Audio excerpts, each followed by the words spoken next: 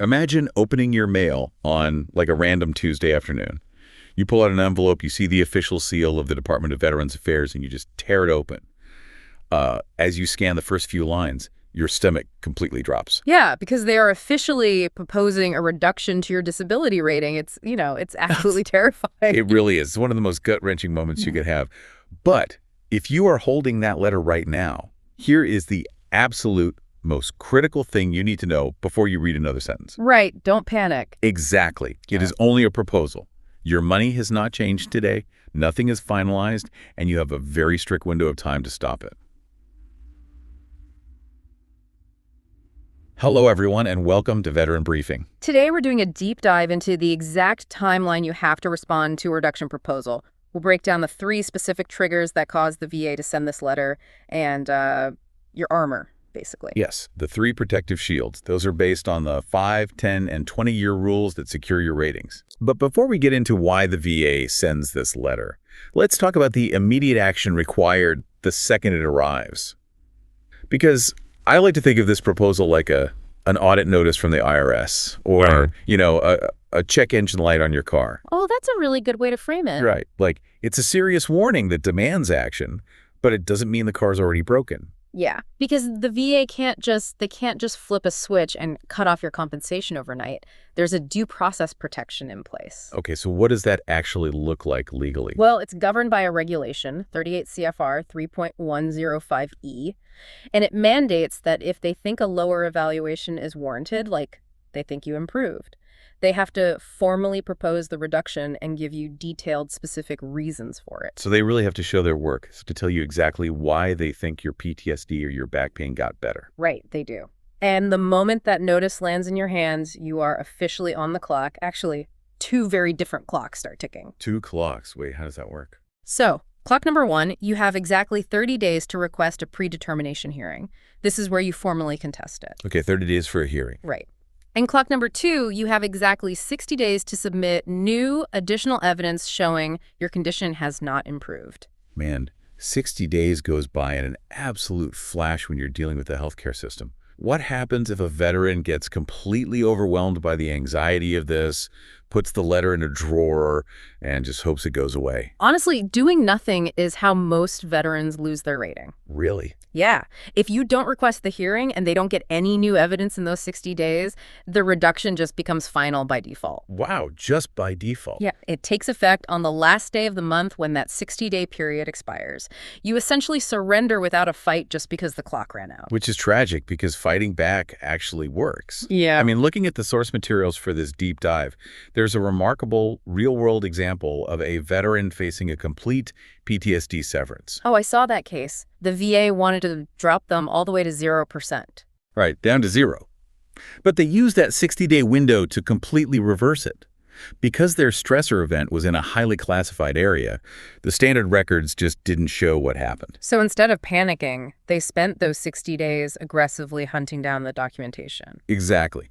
Proving the unit's location and the classified nature of the deployment. By submitting that specific proof before the clock ran out, they forced the VA to halt the severance. It just proves you have to treat that 60-day window like a full-time job. But let's look at why they initiate this audit in the first place, starting with trigger 1. Okay, yeah. Routine future exams, or RFEs. Why are they suddenly looking at a file if no new claim was filed? Well, when your rating is initially granted, the rater might look at your prognosis and think, hey, this condition will probably improve. So they schedule a routine future exam. Usually, what, a few years out? Yeah, typically 2 to 5 years from the initial decision. So it's basically baked in from the very beginning. So it's not random. Exactly. Now, post-2020, the VA has largely moved away from sweeping RFEs for physical conditions, but they definitely still exist. Especially for mental health, right? Oh, for sure. If you're discharged for mental health, regulations usually dictate a reexamination to see if, transition or therapy has stabilized things. Right. I can easily see a scenario, though, where a veteran gets that notice in the mail, but they feel like their condition hasn't changed at all. Or maybe they're just terrified that showing up gives the VA an excuse to nitpick. Yeah, that anxiety is real. Can a veteran just say, no thanks, I don't need to be seen? Absolutely not. Under no circumstances can you skip it. Attendance is completely mandatory. So skipping it to protect your rating actually guarantees you'll lose it. Precisely. If you fail to report, it's an automatic reduction or total discontinuance. And because you broke the procedural rule by not showing up, you can't really argue your way out of it.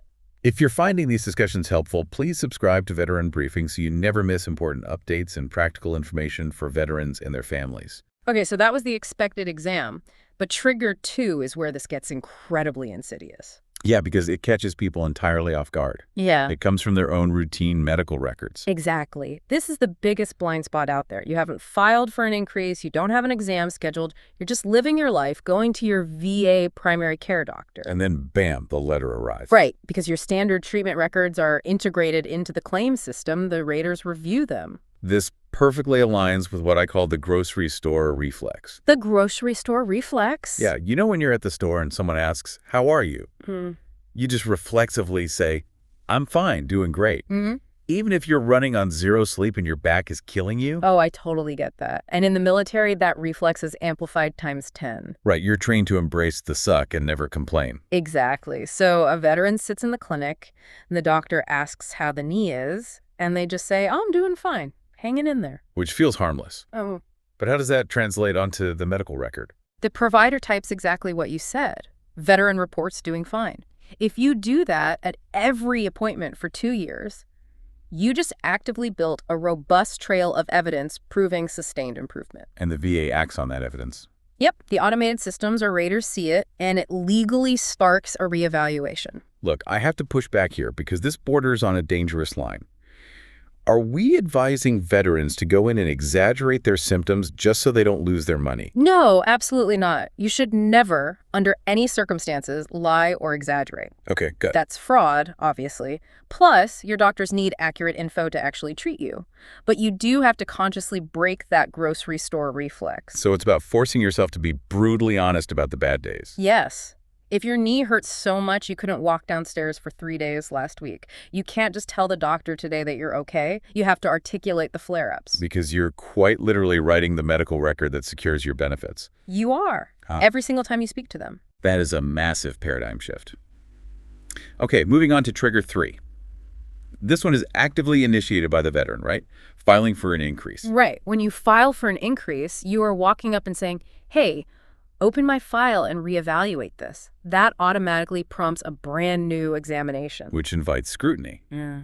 The source material had that brutal example of a veteran rated at 50% for mental health. Yeah, they felt worse, filed for an increase against advice, and the new examiner said their symptoms actually aligned with the 30% rating. By asking for more money, they got reduced. It happens so often. The rule of thumb is always bring new, compelling medical evidence with you when you file. But wait, if I've been getting treated at the VA for 5 years, they have my records in the computer.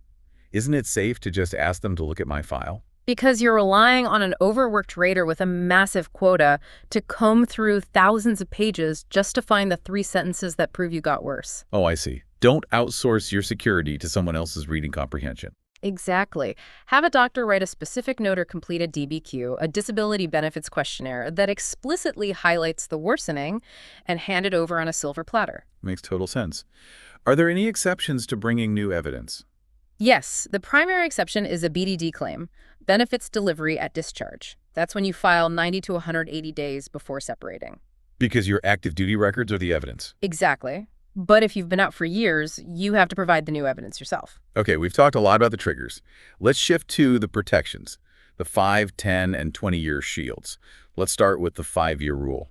So once your rating has been at the same level for 5 continuous years, the VA applies stabilization protection. And what's the logic there? Why 5 years? After 5 years, a condition is considered sustained. So they can't just reduce you based on a single isolated exam. They need multiple pieces of evidence proving sustained improvement. That's huge for episodic things, right? Like asthma or psychiatric disorders. Mm-hmm. Exactly. You might suffer from severe PTSD, but have one really good week right when your exam is scheduled. Right. Under the 5-year rule, they can't slash your rating just because they caught you on an upswing. They need a documented pattern of improvement. Okay, sustained improvement versus a temporary good day. What happens when you cross the 10-year mark? The 10-year rule is totally different. It's not about severity. It's about origin. Once a disability is service-connected for 10 continuous years, the service connection itself becomes permanently protected. Wow, okay, so they can never say, actually, this didn't happen during your deployment. Right, unless they find outright fraud. The window to investigate the origin closes. Let me clarify something here, though, because people get tripped up. Yeah. If I hit 10 years for my back injury, the connection is locked in. Does that mean the percentage they pay me is also locked in? No, and that is a dangerous misconception. The 10-year rule strictly protects the connection. The VA admits they are responsible forever. But if your back gets way better after a successful surgery, they absolutely can still reduce the percentage rating. Man, okay, so the connection is safe, but the money is still vulnerable. When does the percentage actually become untouchable? That's the 20-year rule. Once a specific percentage is held for 20 continuous years, it's permanent. It never goes away, regardless of improvement. I am genuinely a bit confused about how the clocks work if a rating goes up and down over time. Okay, give me an example. Let's say I was rated at 50% for a knee injury in the year 2000. Then in 2010, I got an increase to 70%. Does the whole 70% become protected in 2020? No, because you have to separate the effective dates. You Yeah. essentially have two different clocks running. Oh, I see. Your base 50% from the year 2000 becomes protected in 2020. You'll never drop below 50. But that extra 20% that got you to 70, that didn't start until 2010. So that top tier doesn't lock in until 2030. You got it. The protection attaches to the effective date of each specific level. That completely clears it up. Yeah. Okay, let's synthesize this down to the three most important takeaways. First, a reduction letter is just a proposal with a strict 30-day hearing and 60-day evidence window. Great. Second, never skip a routine future exam, and if you're requesting an increase, bring new evidence.